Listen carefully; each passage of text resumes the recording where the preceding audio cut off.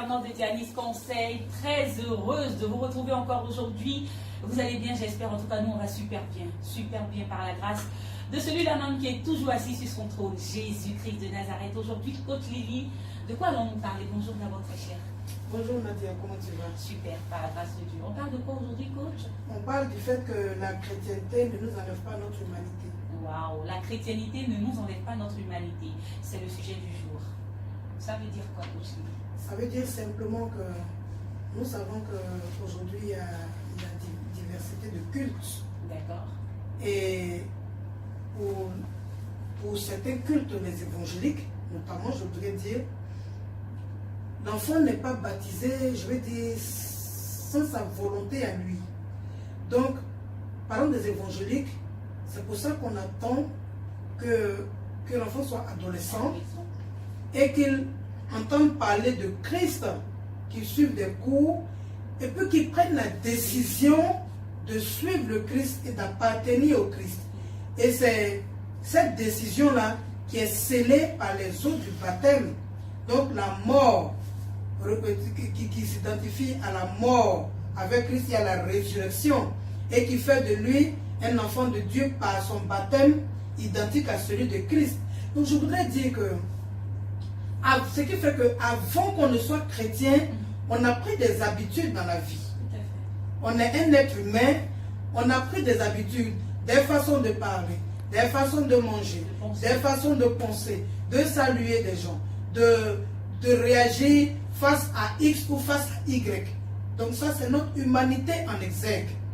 Maintenant, nous rencontrons le Christ, nous l'adoptons, nous croyons à son message de vie, en fait de nous des chrétiens par le baptême. Mais justement, cette chrétienté qui est arrivée ne nous enlève pas notre humanité.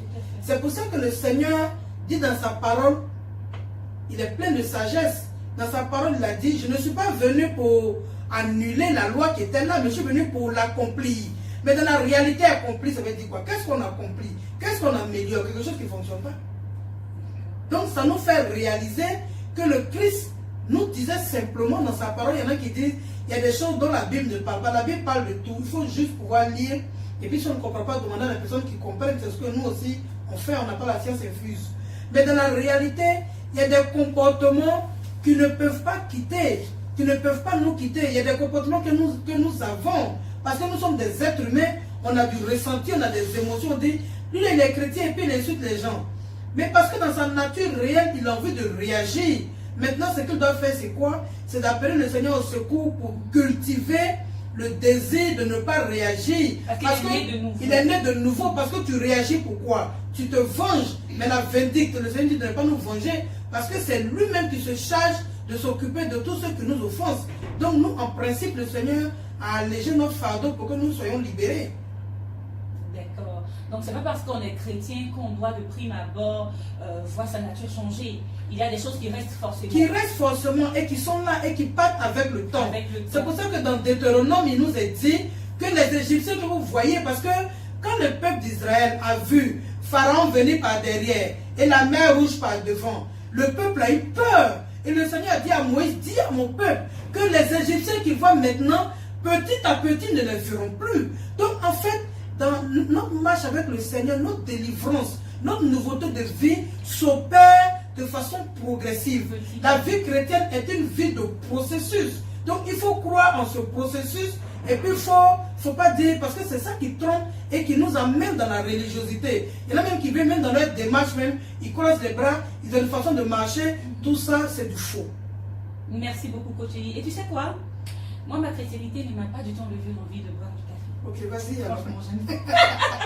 Merci beaucoup, très cher. Nous espérons que vous avez appris beaucoup, comme tous les jours, bien sûr. Merci de nous avoir suivis. N'oubliez pas, aimer, partager, liker, tout ça pour la gloire du Seigneur. Allez, bye bye.